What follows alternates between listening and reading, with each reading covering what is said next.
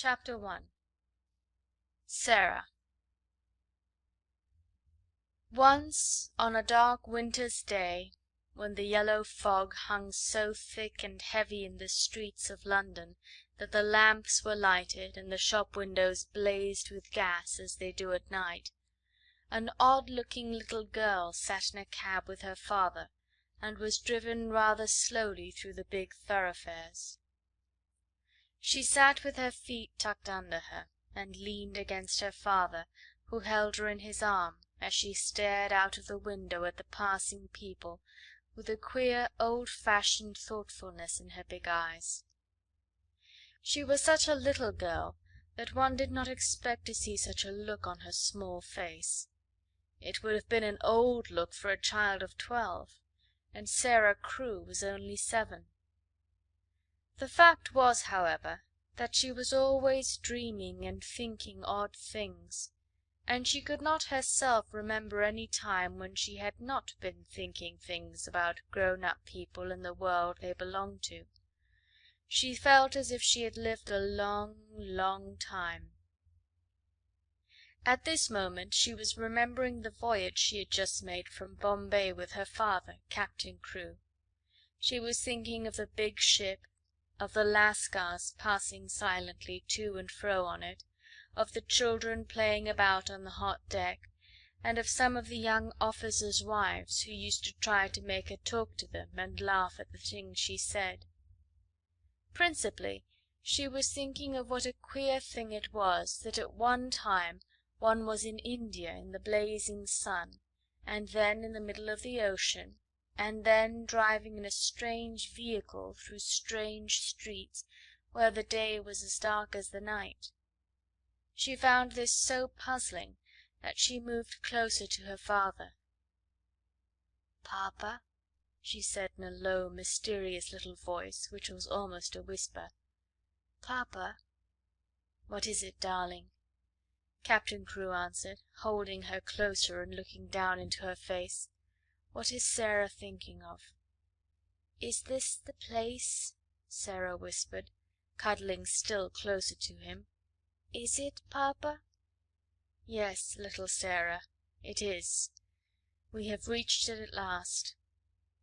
And though she was only 7 years old, she knew that he felt sad when he said it. It seemed to her many years since he had begun to prepare her mind for the place, as she always called it. Her mother had died when she was born, so she had never known or missed her. Her young, handsome, rich, petting father seemed to be the only relation she had in the world. They had always played together and been fond of each other. She only knew he was rich because she had heard people say so when they thought she was not listening, and she had also heard them say that when she grew up she would be rich too. She did not know all that being rich meant. She had always lived in a beautiful bungalow, and had been used to seeing many servants who made salams to her and called her Missy Sahib, and gave her her own way in everything. She had had toys and pets and an ayah who worshipped her, and she had gradually learned that people who were rich had these things. That, however, was all she knew about it. During her short life only one thing had troubled her, and that thing was the place she was to be taken to some day. The climate of India was very bad for children, and as soon as possible they were sent away from it, generally to England and to school. She had seen other children go away, and had heard their fathers and mothers talk about the letters they received from them.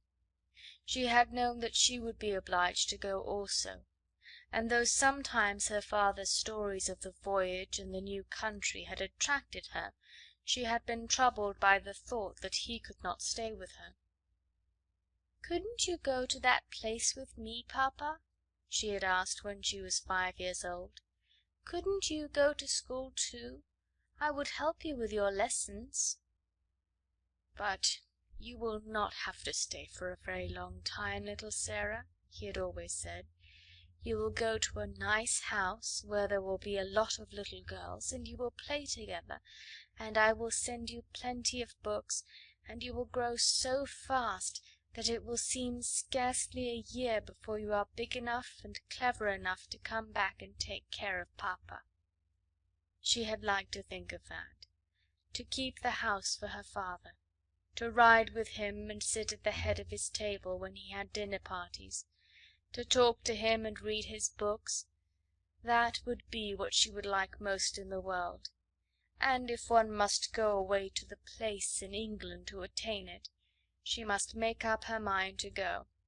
She did not care very much for other little girls, but if she had plenty of books she could console herself.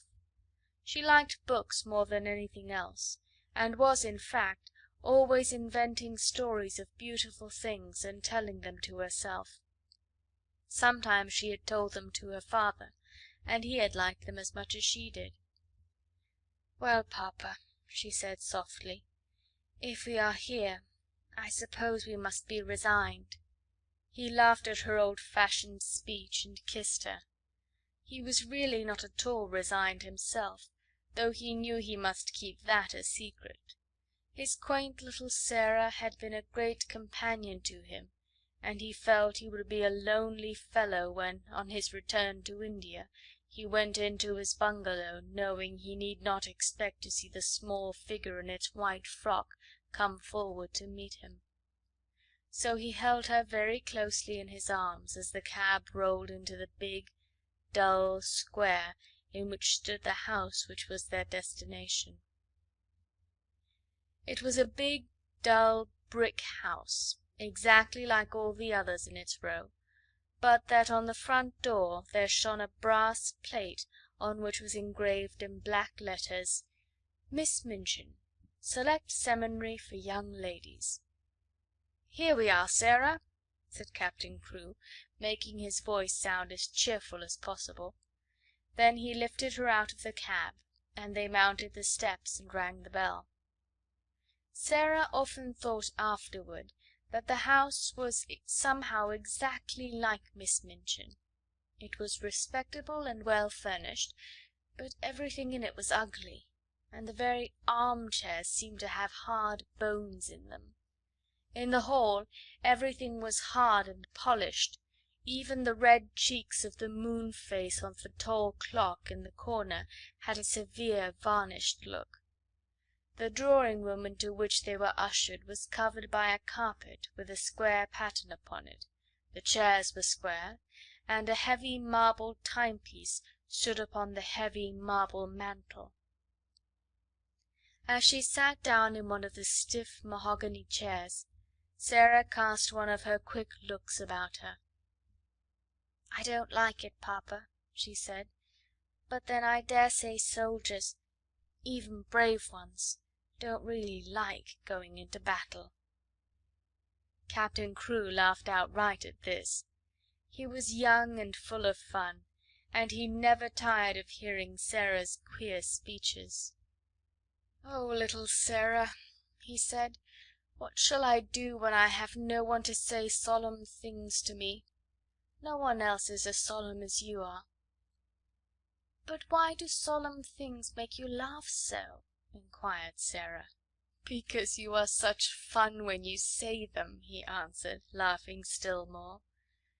And then suddenly he swept her into his arms and kissed her very hard, stopping laughing all at once, and looking almost as if tears had come into his eyes. It was just then that Miss Minchin entered the room. She was very like her house, Sarah felt, tall and dull and respectable and ugly. She had large, cold, fishy eyes, and a large, cold, fishy smile. It spread itself into a very large smile when she saw Sarah and Captain Crewe. She had heard a great many desirable things of the young soldier from the lady who had recommended her school to him. Among other things, she had heard that he was a rich father who was willing to spend a great deal of money on his little daughter.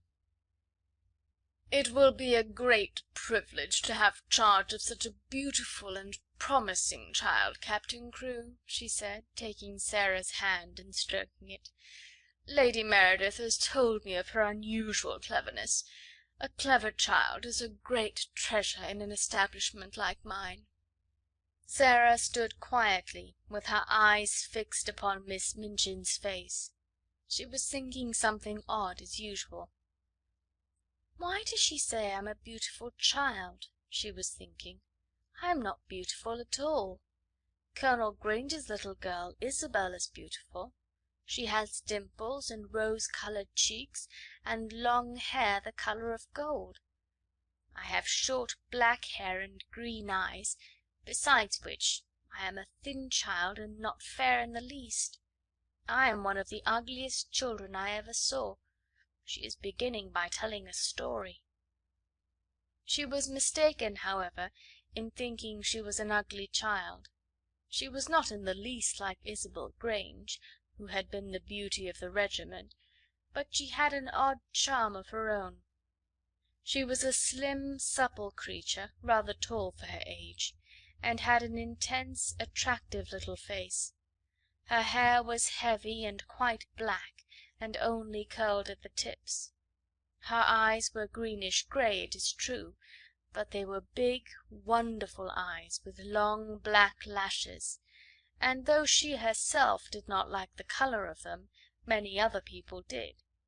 Still she was very firm in her belief that she was an ugly little girl, and she was not at all elated by Miss Minchin's flattery. "I should be telling a story if I said she was beautiful," she thought, "and I should know I was telling a story. I believe I am as ugly as she is, in my way. What did she say that for?" After she had known Miss Minchin longer she learned why she had said it. She discovered that she said the same thing to each papa and mamma who brought a child to her school. Sarah stood near her father and listened while he and Miss Minchin talked. She had been brought to the seminary because Lady Meredith's two little girls had been educated there, and Captain Crewe had a great respect for Lady Meredith's experience. Sarah was to be what was known as a parlour boarder, and she was to enjoy even greater privileges than parlour boarders usually did. She was to have a pretty bedroom and sitting-room of her own. She was to have a pony and a carriage, and a maid to take the place of the ayah who had been her nurse in India. "I am not in the least anxious about her education," Captain Crewe said with his gay laugh, as he held Sarah's hand and patted it. "The difficulty will be to keep her from learning too fast too much. She is always sitting with her little nose burrowing into books. She doesn't read them, Miss Minchin. She gobbles them up as if she were a little wolf instead of a little girl. She is always starving for new books to gobble. And she wants grown-up books, great big fat ones, French and German as well as English, history and biography, poets, and all sorts of things. Drag her away from her books when she reads too much. Make her ride her pony in the Row, or go out and buy a new doll. She ought to play more with dolls." "Papa," said Sarah, "you see, if I went out and bought a new doll every few days, I should have more than I could be fond of. Dolls ought to be intimate friends. Emily is going to be my intimate friend." Captain Crewe looked at Miss Minchin, and Miss Minchin looked at Captain Crewe. "Who is Emily?" she inquired. "Tell her, Sarah," Captain Crewe said, smiling. Sarah's green-grey eyes looked very solemn and quite soft as she answered. "She is a doll I haven't got yet," she said. "She is a doll Papa is going to buy for me. We are going out together to find her. I have called her Emily. She is going to be my friend when Papa is gone. I want her to talk to about him." Miss Minchin's large, fishy smile became very flattering indeed. "What an original child!" she said. "What a darling little creature!" "Yes," said Captain Crewe, drawing Sarah close. "She is a darling little creature. Take great care of her for me, Miss Minchin." Sarah stayed with her father at his hotel for several days. In fact, she remained with him until he sailed away again to India. They went out and visited many big shops together, and bought a great many things. They bought, indeed, a great many more things than Sarah needed. But Captain Crewe was a rash, innocent young man, and wanted his little girl to have everything she admired, and everything he admired himself. So between them they collected a wardrobe much too grand for a child of 7. There were velvet dresses trimmed with costly furs, and lace dresses, and embroidered ones, and hats with great soft ostrich feathers, and ermine coats and muffs, and boxes of tiny gloves and handkerchiefs, and silk stockings in such abundant supplies that the polite young women behind the counters whispered to each other the odd little girl with big solemn eyes must be at least some foreign princess, perhaps the little daughter of an Indian Rajah. And at last they found Emily, but they went to a number of toy shops and looked at a great many dolls before they discovered her. "I want her to look as if she wasn't a doll really," Sarah said. "I want her to look as if she listens when I talk to her. The trouble with dolls, Papa," and she put her head on one side and reflected as she said it, "the trouble with dolls is that they never seem to hear." So they looked at big ones and little ones, at dolls with black eyes and dolls with blue, at dolls with brown curls and dolls with golden braids, dolls dressed and dolls undressed.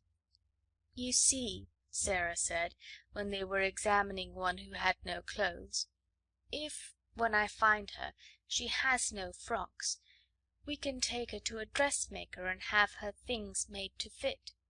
They will fit better if they are tried on." After a number of disappointments they decided to walk and look in at the shop windows and let the cab follow them.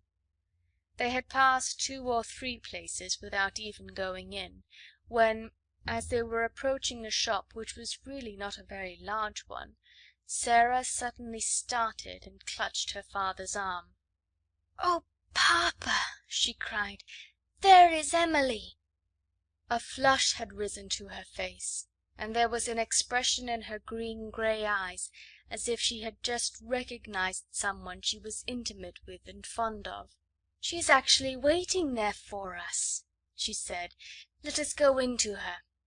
"Dear me," said Captain Crewe, "I feel as if we ought to have someone to introduce us." "You must introduce me, and I will introduce you," said Sarah. "But I knew her the minute I saw her, so perhaps she knew me too." Perhaps she had known her. She had certainly a very intelligent expression in her eyes when Sarah took her in her arms. She was a large doll, but not too large to carry about easily. She had naturally curling golden brown hair, which hung like a mantle about her, and her eyes were a deep, clear grey blue, with soft, thick eyelashes, which were real eyelashes, and not mere painted lines. "Of course," said Sarah, looking into her face as she held her on her knee, "of course, Papa, this is Emily." So Emily was bought and actually taken to a children's outfitter's shop and measured for a wardrobe as grand as Sarah's own. She had lace frocks too, and velvet and muslin ones, and hats and coats, and beautiful lace-trimmed underclothes, and gloves and handkerchiefs and furs. "I should like her always to look as if she was a child with a good mother," said Sarah. "I'm her mother, though I'm going to make a companion of her." Captain Crewe would really have enjoyed the shopping tremendously, but that a sad thought kept tugging at his heart. This all meant that he was going to be separated from his beloved, quaint little comrade. He got out of his bed in the middle of that night, and went and stood looking down at Sarah, who lay asleep with Emily in her arms. Her black hair was spread out on the pillow, and Emily's golden brown hair mingled with it. Both of them had lace-ruffled nightgowns, and both had long eyelashes which lay and curled up on their cheeks. Emily looked so like a real child that Captain Crewe felt glad she was there. He drew a big sigh and pulled his moustache with a boyish expression. "Hey-ho, little Sarah," he said to himself. "I don't believe you know how much your daddy will miss you." The next day he took her to Miss Minchin's and left her there. He was to sail away the next morning. He explained to Miss Minchin that his solicitors, Messrs. Barrow and Skipworth, had charge of his affairs in England, and would give her any advice she wanted, and that they would pay the bill she sent him for Sarah's expenses. He would write to Sarah twice a week, and she was to be given every pleasure she asked for. "She is a sensible little thing, and she never wants anything it isn't safe to give her," he said. Then he went with Sarah into a little sitting-room, and they bade each other good-bye.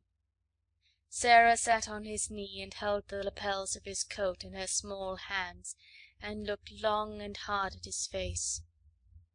"Are you learning me by heart, little Sarah?" he said, stroking her hair. "No," she answered. "I know you by heart. You are inside my heart." And they put their arms round each other and kissed as if they would never let each other go. When the cab drove away from the door, Sarah was sitting on the floor of her sitting-room, with her hands under her chin, and her eyes following it until it had turned the corner of the square. Emily was sitting by her, and she looked after it too. When Miss Minchin sent her sister, Miss Amelia, to see what the child was doing, she found she could not open the door. "I have locked it," said a queer, polite little voice from inside. "I want to be quite by myself, if you please." Miss Amelia was fat and dumpy, and stood very much in awe of her sister. She was really the better-natured person of the two, but she never disobeyed Miss Minchin. She went downstairs again, looking almost alarmed. "I never saw such a funny, old-fashioned child, sister," she said. "She has locked herself in, and she is not making the least particle of noise." "It is much better than if she kicked and screamed, as some of them do," Miss Minchin answered. "I expected that a child as much spoiled as she is would set the whole house in an uproar. If ever a child was given her own way in everything, she is."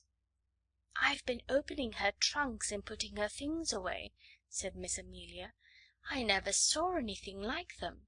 Sable and ermine on her coats, and real Valenciennes lace on her underclothing. You have seen some of her clothes. What do you think of them?"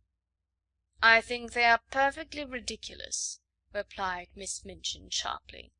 "But they will look very well at the head of the line when we take the school children to church on Sunday. She has been provided for as if she were a little princess." And upstairs in the locked room Sarah and Emily sat on the floor and stared at the corner round which the cab had disappeared, while Captain Crewe looked backward, waving and kissing his hand as if he could not bear to stop. Chapter 2. A French Lesson. When Sarah entered the schoolroom the next morning, everybody looked at her with wide, interested eyes. By that time every pupil, from Lavinia Herbert, who was nearly 13 and felt quite grown up, to Lottie Lay, who was only just 4 and the baby of the school, had heard a great deal about her. They knew very certainly that she was Miss Minchin's show pupil, and was considered a credit to the establishment. One or two of them had even caught a glimpse of her French maid, Mariette, who had arrived the evening before. Lavinia had managed to pass Sarah's room when the door was open, and had seen Mariette opening a box which had arrived late from some shop.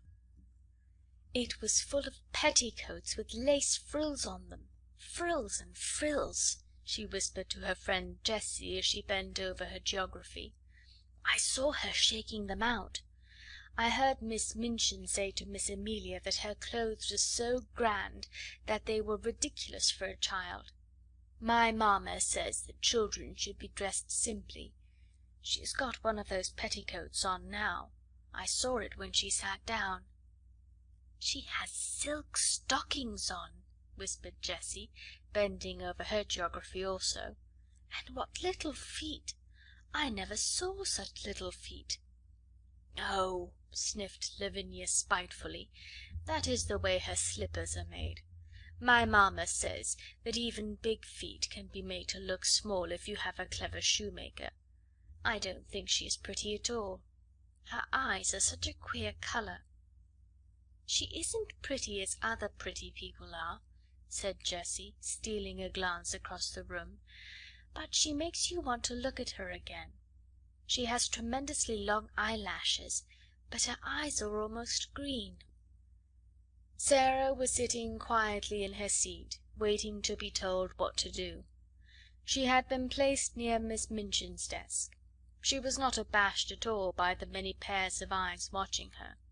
She was interested, and looked back quietly at the children who looked at her. She wondered what they were thinking of, and if they liked Miss Minchin, and if they cared for their lessons, and if any of them had a papa at all like her own. She had had a long talk with Emily about her papa that morning. "He is on the sea now, Emily," she had said. "We must be very great friends to each other, and tell each other things. Emily, look at me. You have the nicest eyes I ever saw, but I wish you could speak." She was a child full of imaginings and whimsical thoughts, and one of her fancies was that there would be a great deal of comfort in even pretending that Emily was alive, and really heard and understood. After Mariette had dressed her in her dark blue schoolroom frock, and tied her hair with a dark blue ribbon, she went to Emily, who sat in a chair of her own, and gave her a book. "You can read that while I am downstairs," she said, and seeing Mariette looking at her curiously, she spoke to her with a serious little face. "What I believe about dolls," she said, "is that they can do things they will not let us know about. Perhaps, really, Emily can read and talk and walk, but she will only do it when people are out of the room. That is her secret. You see, if people knew that dolls could do things, they would make them work. So, perhaps, they have promised each other to keep it a secret. If you stay in the room, Emily will just sit there and stare, but if you go out, she will begin to read perhaps, or go and look out of the window. Then, if she heard either of us coming, she would just run back and jump into her chair and pretend she had been there all the time." "Comme elle est drôle," Mariette said to herself, and when she went downstairs she told the head housemaid about it. But she had already begun to like this odd little girl who had such an intelligent small face and such perfect manners. She had taken care of children before who were not so polite. Sarah was a very fine little person, and had a gentle, appreciative way of saying, "If you please, Mariette," "Thank you, Mariette," which was very charming. Mariette told the head housemaid that she thanked her as if she were thanking a lady. "Elle a l'air d'une princesse, cette petite," she said. Indeed, she was very much pleased with her new little mistress, and liked her place greatly. After Sarah had sat in her seat in the schoolroom for a few minutes, being looked at by the pupils, Miss Minchin rapped in a dignified manner upon her desk. "Young ladies," she said, "I wish to introduce you to your new companion." All the little girls rose in their places, and Sarah rose also. I shall expect you all to be very agreeable to Miss Crewe. She has just come to us from a great distance, in fact from India. As soon as lessons are over, you must make each other's acquaintance." The pupils bowed ceremoniously, and Sarah made a little curtsy, and then they sat down and looked at each other again. "Sarah," said Miss Minchin in her schoolroom manner, "come here to me." She had taken a book from the desk, and was turning over its leaves. Sarah went to her politely. "As your papa has engaged a French maid for you," she began, "I conclude that he wishes you to make a special study of the French language." Sarah felt a little awkward. "I think he engaged her," she said, "because he thought I would like her, Miss Minchin." "I am afraid," said Miss Minchin with a slightly sour smile, "that you have been a very spoiled little girl, and always imagine that things are done because you like them. My impression is that your papa wished you to learn French." If Sarah had been older, or less punctilious about being quite polite to people, she could have explained herself in a very few words. But as it was, she felt a flush rising on her cheeks. Miss Minchin was a very severe and imposing person, and she seemed so absolutely sure that Sarah knew nothing whatever of French that she felt as if it would be almost rude to correct her. The truth was that Sarah could not remember the time when she had not seemed to know French. Her father had often spoken it to her when she had been a baby. Her mother had been a French woman, and Captain Crewe had loved her language, so it happened that Sarah had always heard and been familiar with it. I have never really learned French, but she began, trying shyly to make herself clear. One of Miss Minchin's chief secret annoyances was that she did not speak French herself, and was desirous of concealing the irritating fact. She therefore had no intention of discussing the matter and laying herself open to innocent questioning by a new little pupil. "That is enough," she said with polite tartness. "If you have not learned, you must begin at once.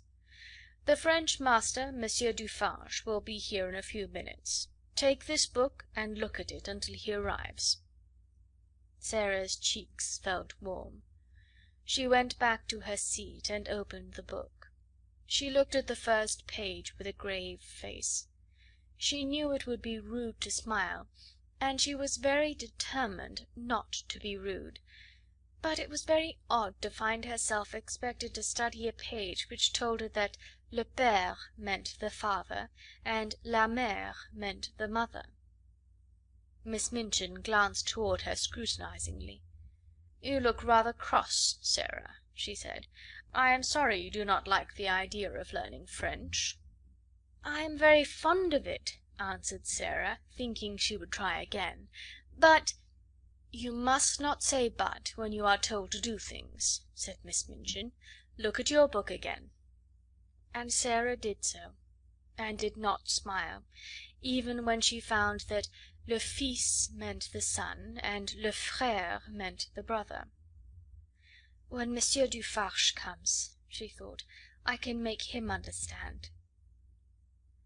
Monsieur Dufarge arrived very shortly afterward.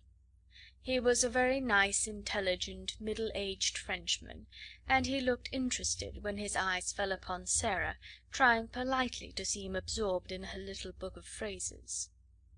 "Is this a new pupil for me, madame?" he said to Miss Minchin. "I hope that is my good fortune.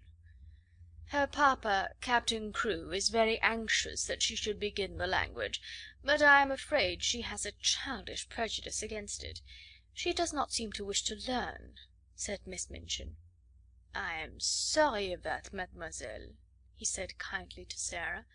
"Perhaps when we begin to study together I may show you that it is a charming tongue." Little Sarah rose in her seat. She was beginning to feel rather desperate, as if she were almost in disgrace. She looked up into Monsieur Dufarge's face with her big green grey eyes, and they were quite innocently appealing. She knew that he would understand as soon as she spoke. She began to explain quite simply in pretty and fluent French. Madame had not understood. She had not learned French exactly, not out of books, but her papa and other people had always spoken it to her, and she had read it and written it as she had read and written English. Her papa loved it, and she loved it because he did. Her dear mamma, who had died when she was born, had been French.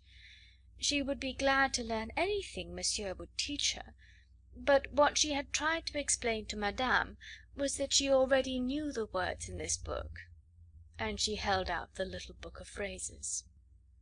When she began to speak, Miss Minchin started quite violently, and sat staring at her over her eyeglasses almost indignantly until she finished. Monsieur Dufarge began to smile, and his smile was one of great pleasure.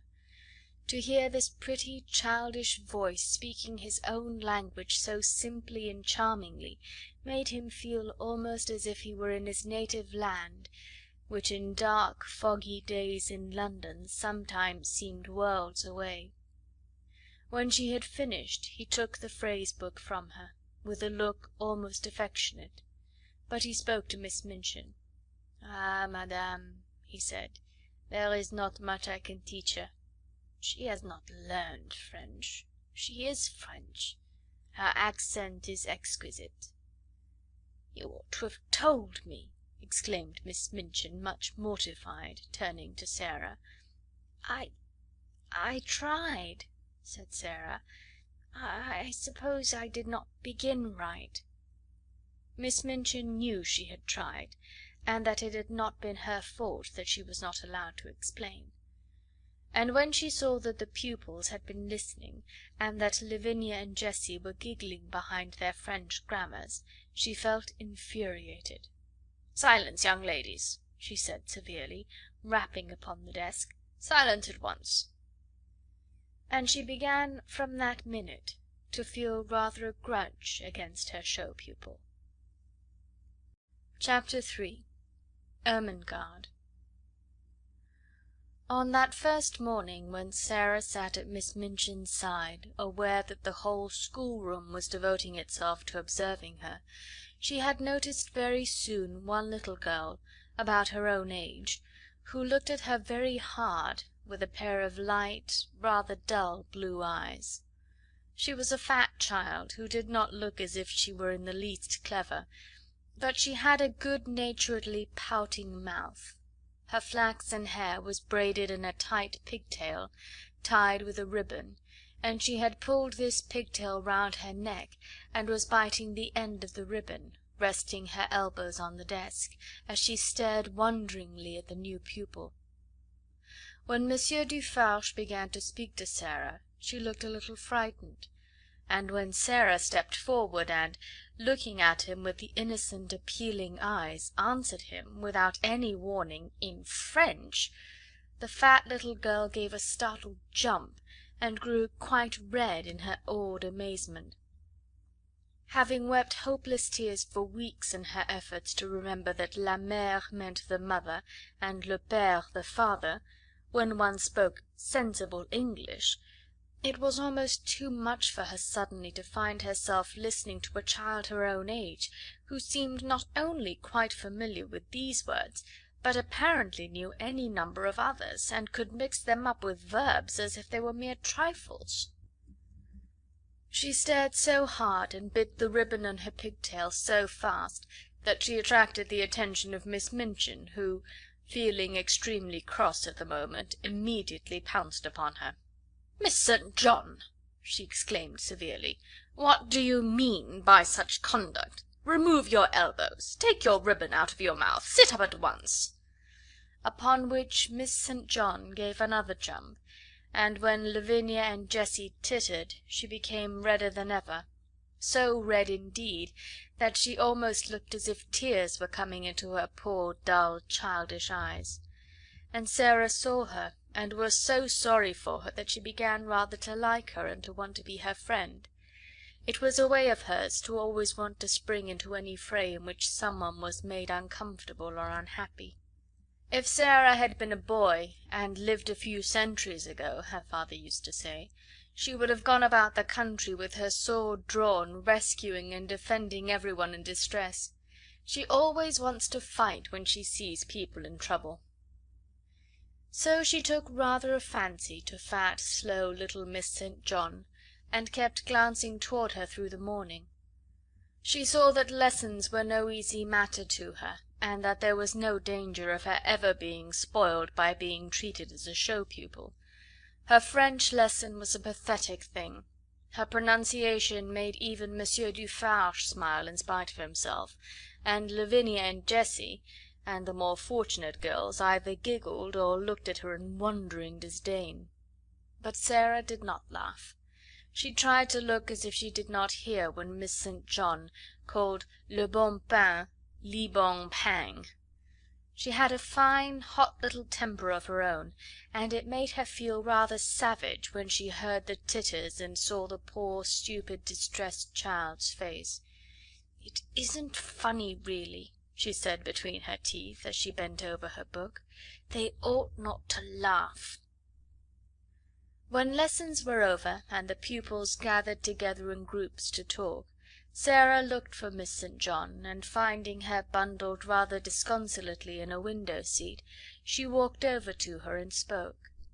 She only said the kind of thing little girls always say to each other by way of beginning an acquaintance, but there was something friendly about Sarah, and people always felt it. "What is your name?" she said. To explain Miss St. John's amazement, one must recall that a new pupil is, for a short time, a somewhat uncertain thing, and of this new pupil the entire school had talked the night before, until it fell asleep quite exhausted by excitement and contradictory stories. A new pupil with a carriage and a pony and a maid and a voyage from India to discuss was not an ordinary acquaintance. "My name's Ermengarde St. John," she answered. "Mine is Sarah Crewe," said Sarah. "Yours is very pretty. It sounds like a story book." "Do you like it?" fluttered Ermengarde. I like yours." Miss St. John's chief trouble in life was that she had a clever father. Sometimes this seemed to her a dreadful calamity. If you have a father who knows everything, who speaks 7 or 8 languages, and has thousands of volumes which he has apparently learned by heart, he frequently expects you to be familiar with the contents of your lesson books at least, and it is not improbable that he will feel you ought to be able to remember a few incidents of history and to write a French exercise. Ermengarde was a severe trial to Mr. St. John. He could not understand how a child of his could be a notably and unmistakably dull creature who never shone in anything. "Good heavens!" he had said more than once, as he stared at her, "there are times when I think she is as stupid as her Aunt Eliza." If her Aunt Eliza had been slow to learn and quick to forget a thing entirely when she had learned it, Ermengarde was strikingly like her. She was the monumental dunce of the school, and it could not be denied. "She must be made to learn," her father said to Miss Minchin. Consequently Ermengarde spent the greater part of her life in disgrace or in tears. She learned things and forgot them, or if she remembered them she did not understand them. So it was natural that, having made Sarah's acquaintance, she should sit and stare at her with profound admiration. "You can speak French, can't you?" she said respectfully. Sarah got on to the window seat, which was a big deep one, and tucking up her feet, sat with her hands clasped round her knees. "I can speak it because I have heard it all my life," she answered. "You could speak it if you had always heard it." "Oh, no, I couldn't," said Ermengarde. "I never could speak it." "Why?" inquired Sarah curiously. Ermengarde shook her head so that the pigtail wobbled. "You heard me just now," she said. "I'm always like that. I can't say the words. They're so queer." She paused a moment, and then added with a touch of awe in her voice, "You're clever, aren't you?" Sarah looked out of the window into the dingy square, where the sparrows were hopping and twittering on the wet iron railings and the sooty branches of the trees. She reflected a few moments. She had heard it said very often that she was clever, and she wondered if she was, and if she was, how it had happened. "I don't know," she said. "I can't tell." Then, seeing a mournful look on the round, chubby face, she gave a little laugh and changed the subject. "Would you like to see Emily?" she inquired. "Who is Emily?" Ermengarde asked, just as Miss Minchin had done. "Come up to my room and see," said Sarah, holding out her hand. They jumped down from the window seat together and went upstairs. "Is it true," Ermengarde whispered, as they went through the hall, "is it true that you have a playroom all to yourself?" "Yes," Sarah answered. "Papa asked Miss Minchin to let me have one because well, it was because when I play I make up stories and tell them to myself, and I don't like people to hear me. It spoils it if I think people listen." They had reached the passage leading to Sarah's room by this time, and Ermengarde stopped short, staring and quite losing her breath. "You make up stories?" she gasped. "Can you do that as well as speak French? Can you?" Sarah looked at her in simple surprise. "Why, anyone can make up things," she said. "Have you never tried?" She put her hand warningly on Ermengarde's.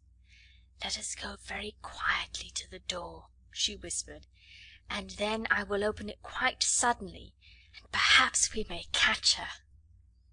She was half laughing, but there was a touch of mysterious hope in her eyes which fascinated Ermengarde, though she had not the remotest idea what it meant, or whom it was she wanted to catch, or why she wanted to catch her.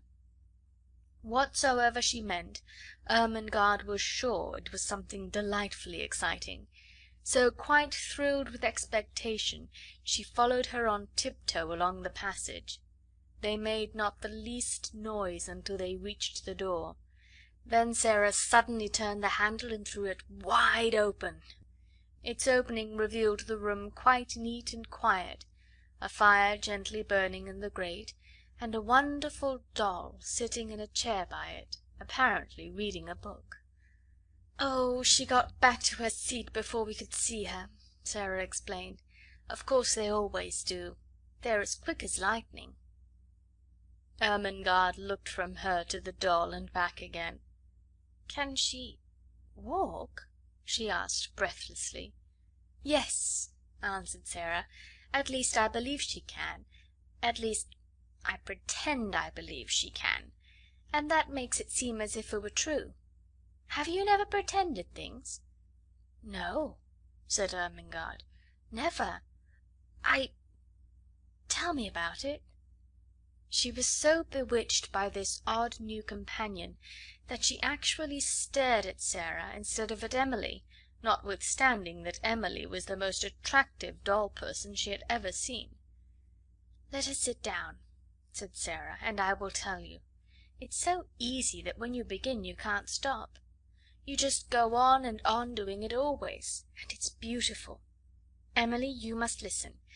This is Ermengarde St. John, Emily. Ermengarde, this is Emily. Would you like to hold her?" "Oh, may I?" said Ermengarde. "May I really? She's beautiful." And Emily was put into her arms. Never in her dull, short life had Miss St. John dreamed of such an hour as the one she spent with the queer new pupil before they heard the lunch bell ring and were obliged to go downstairs. Sarah sat upon the hearth rug and told her strange things. She sat rather huddled up, and her green eyes shone and her cheeks flushed. She told stories of the voyage and stories of India, But what fascinated Ermengarde the most was her fancy about the dolls who walked and talked, and who could do anything they chose when the human beings were out of the room, but who must keep their powers a secret, and so flew back to their places like lightning when people returned to the room. "We couldn't do it," said Sarah seriously. "You see, it's a kind of magic." Once, when she was relating the story of the search for Emily, Ermengarde saw her face suddenly change. A cloud seemed to pass over it, and put out the light in her shining eyes. She drew her breath in so sharply that it made a funny, sad little sound, and then she shut her lips and held them tightly closed, as if she was determined either to do or not to do something. Ermengarde had an idea that if she had been like any other little girl she might have suddenly burst out sobbing and crying. But she did not.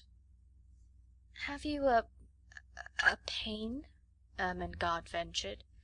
"Yes," Sarah answered after a moment's silence, "but it is not in my body." Then she added something in a low voice which she tried to keep quite steady, and it was this: "Do you love your father more than anything else in the whole world?" Ermengarde's mouth fell open a little. She knew that it would be far from behaving like a respectable child at a select seminary to say that it had never occurred to you that you could love your father, that you would do anything desperate to avoid being left alone in his society for 10 minutes. She was indeed greatly embarrassed. I scarcely ever see him," she stammered. "He is always in the library, reading things." "I love mine more than all the world 10 times over," Sarah said. "That is what my pain is. He has gone away." She put her head down quietly on her little huddled up knees, and sat very still for a few minutes. "She's going to cry out loud," thought Ermengarde fearfully. But she did not. Her short black locks tumbled about her ears, and she sat still. Then she spoke without lifting her head. "I promised him I would bear it," she said, "and I will. You have to bear things. Think what soldiers bear. Papa is a soldier. If there was a war he would have to bear marching and thirstiness and perhaps deep wounds, and he would never say a word, not one word." Ermengarde could only gaze at her, but she felt that she was beginning to adore her. She was so wonderful and different from anyone else. Presently she lifted her face and shook back her black locks, with a queer little smile. "If I go on talking and talking," she said, "and telling you things about pretending, I shall bear it better. You don't forget, but you bear it better." Ermengarde did not know why a lump came into her throat, and her eyes felt as if tears were in them. "Lavinia and Jessie are best friends," she said rather huskily. "I wish we could be best friends. Would you have me for yours? You're clever, and I'm the stupidest child in the school, but I do so like you." "I'm glad of that," said Sarah. "It makes you thankful when you are liked. Yes, we will be friends. And I'll tell you what," a sudden gleam lighting her face, "I can help you with your French lessons." Chapter 4. Lottie. If Sarah had been a different kind of child, the life she led at Miss Minchin's select seminary for the next few years would not have been at all good for her. She was treated more as if she were a distinguished guest at the establishment than as if she were a mere little girl.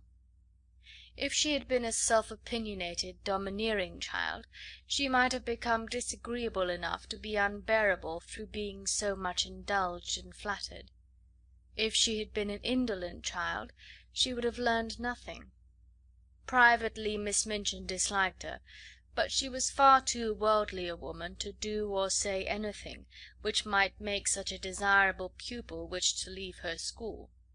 She knew quite well that if Sarah wrote to her papa to tell him she was uncomfortable or unhappy, Captain Crewe would remove her at once.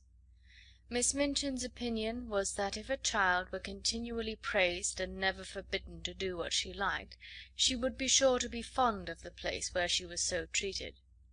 Accordingly, Sarah was praised for her quickness at her lessons, for her good manners, for her amiability to her fellow pupils, for her generosity if she gave sixpence to a beggar out of her full little purse. The simplest thing she did was treated as if it were a virtue, and if she had not had a disposition and a clever little brain, she might have been a very self-satisfied young person. But the clever little brain told her a great many sensible and true things about herself and her circumstances, and now and then she talked these things over to Ermengarde as time went on.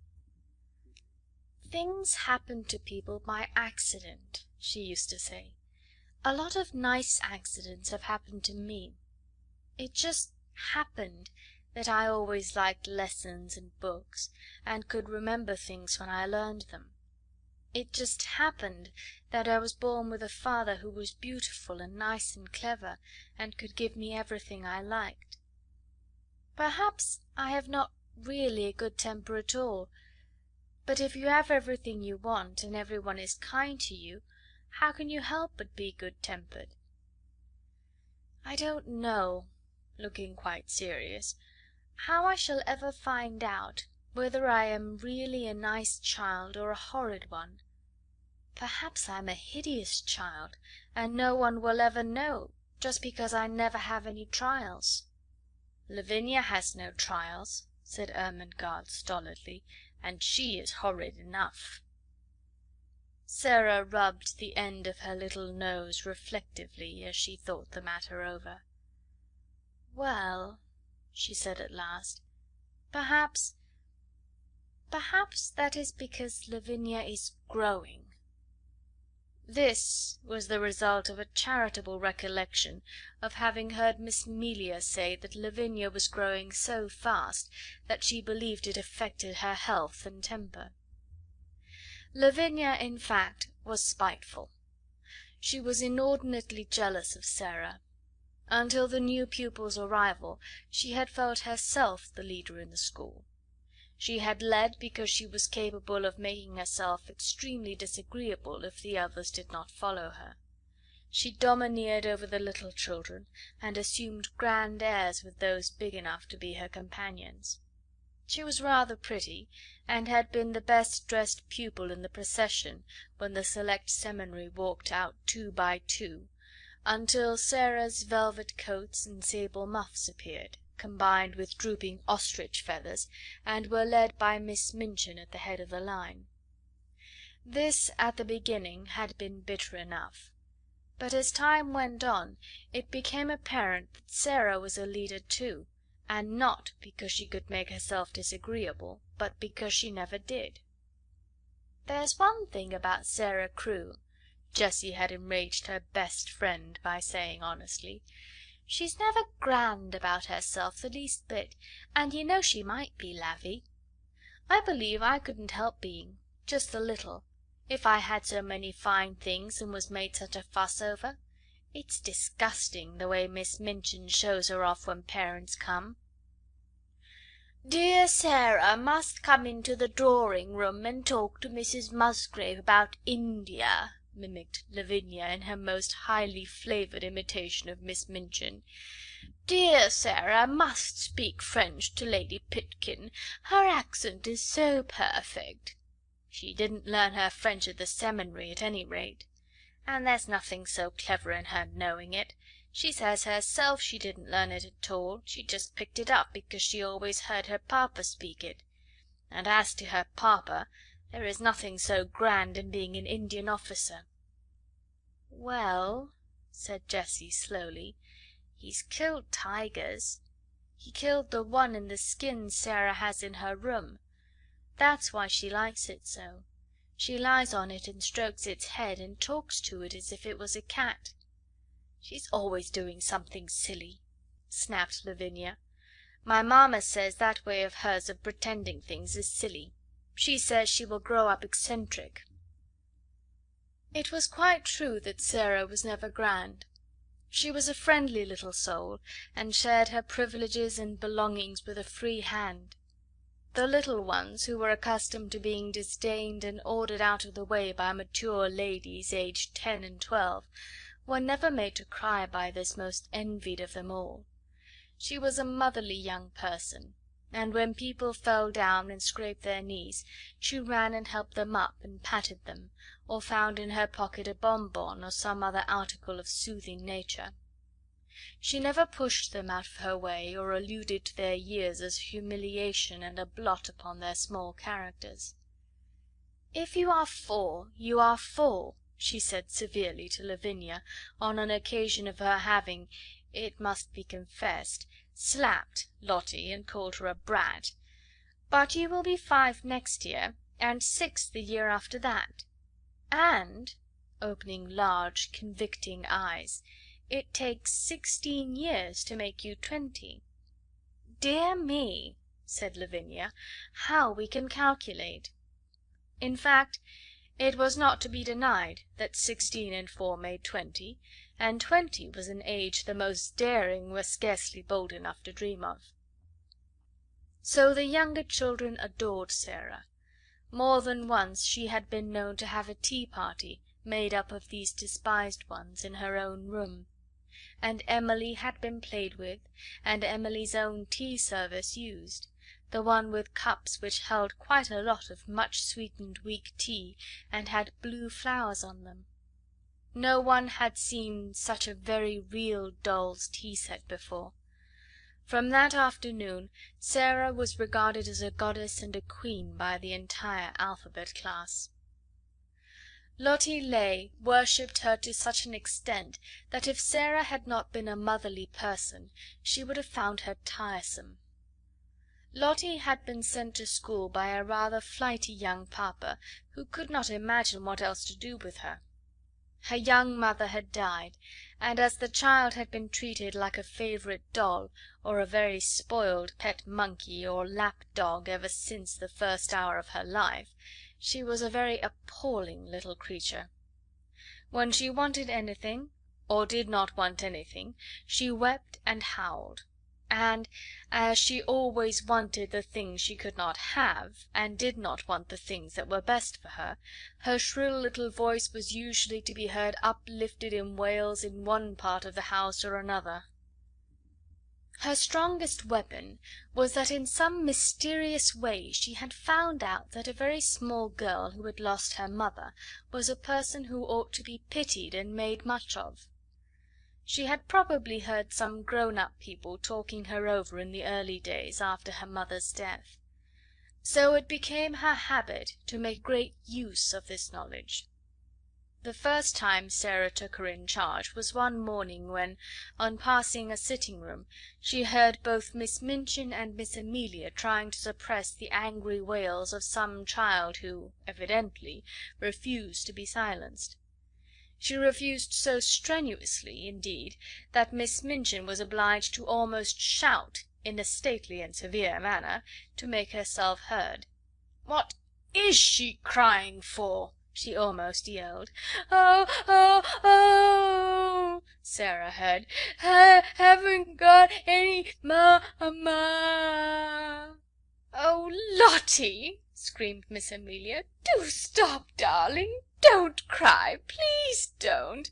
Oh, oh, oh, oh, oh!" Lottie howled tempestuously. "Haven't got any mamma." "She ought to be whipped," Miss Minchin proclaimed. "You shall be whipped, you naughty child." Lottie wailed more loudly than ever. Miss Amelia began to cry. Miss Minchin's voice rose until it almost thundered.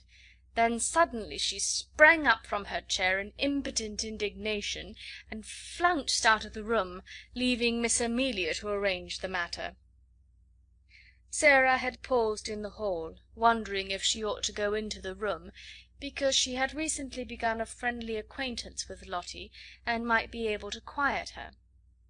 When Miss Minchin came out and saw her, she looked rather annoyed. She realized that her voice, as heard from inside the room, could not have sounded either dignified or amiable. "Oh, Sarah!" she exclaimed, endeavouring to produce a suitable smile. "I stopped," explained Sarah, "because I knew it was Lottie, and I thought perhaps, just perhaps, I could make her be quiet. May I try, Miss Minchin?" "If you can, you are a clever child," answered Miss Minchin, drawing in her mouth sharply.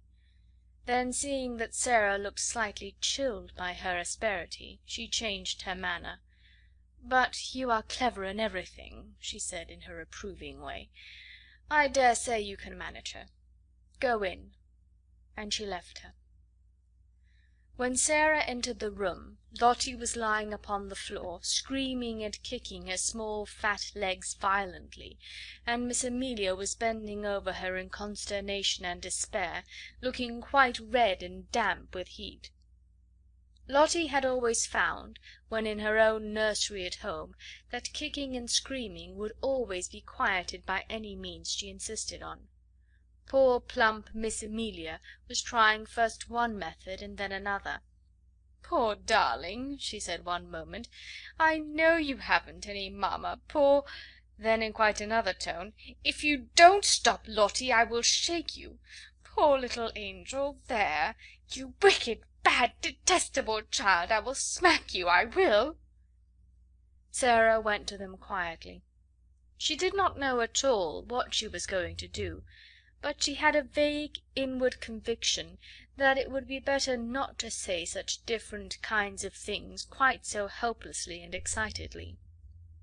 "Miss Amelia," she said in a low voice, "Miss Minchin says I may try to make her stop.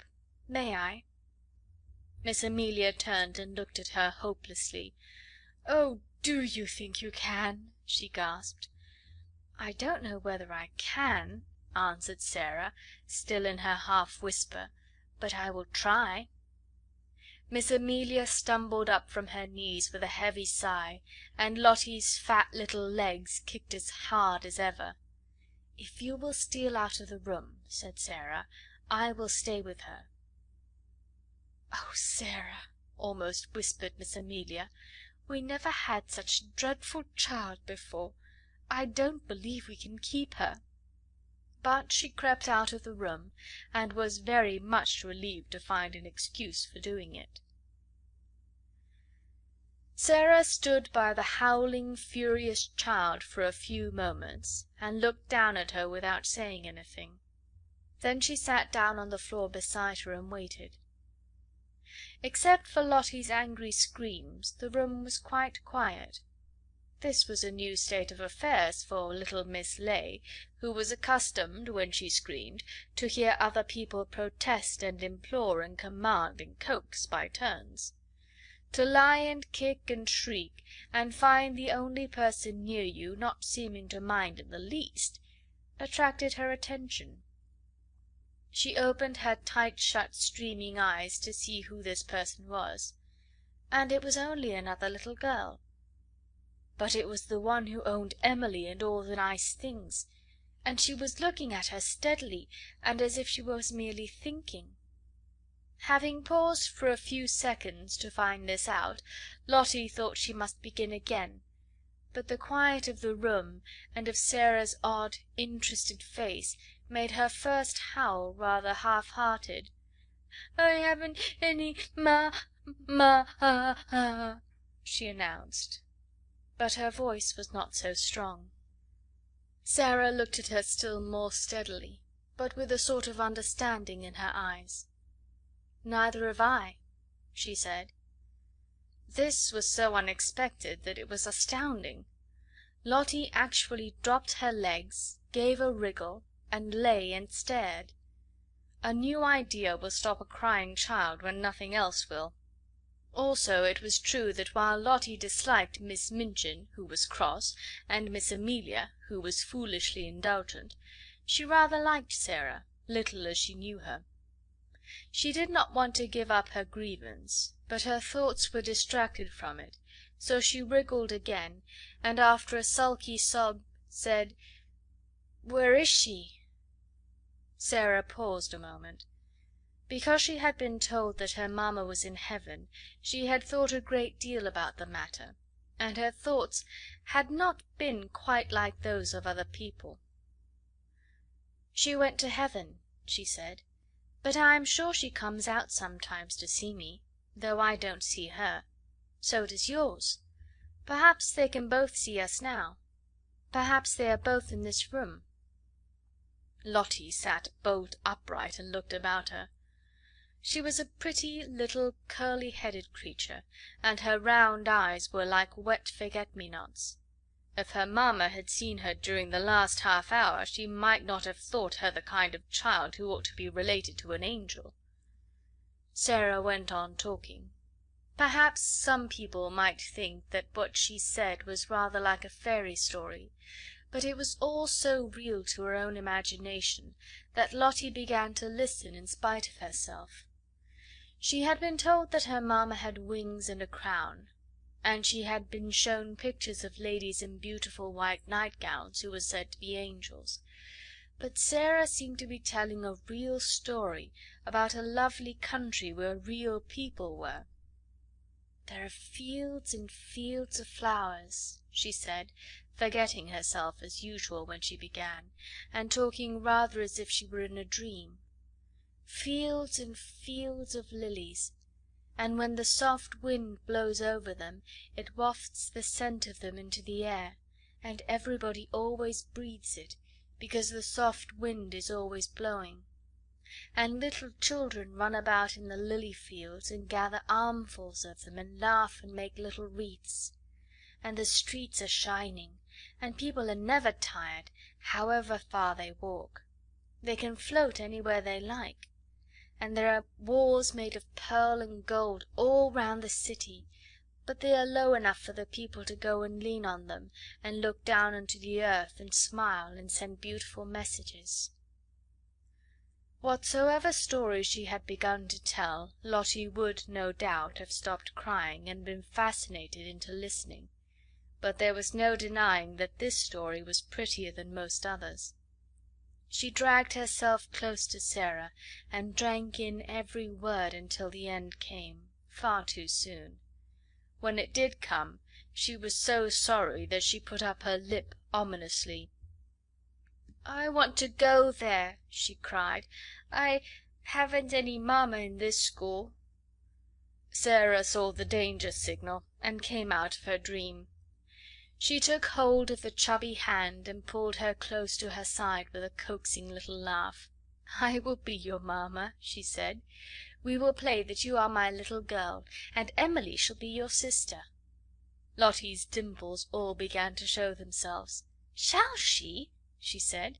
"Yes," answered Sarah, jumping to her feet. "Let us go and tell her, and then I will wash your face and brush your hair." To which Lottie agreed quite cheerfully, and trotted out of the room and upstairs with her, without seeming even to remember that the whole of the last hour's tragedy had been caused by the fact that she had refused to be washed and brushed for lunch, and Miss Minchin had been called in to use her majestic authority. And from that time Sarah was an adopted mother.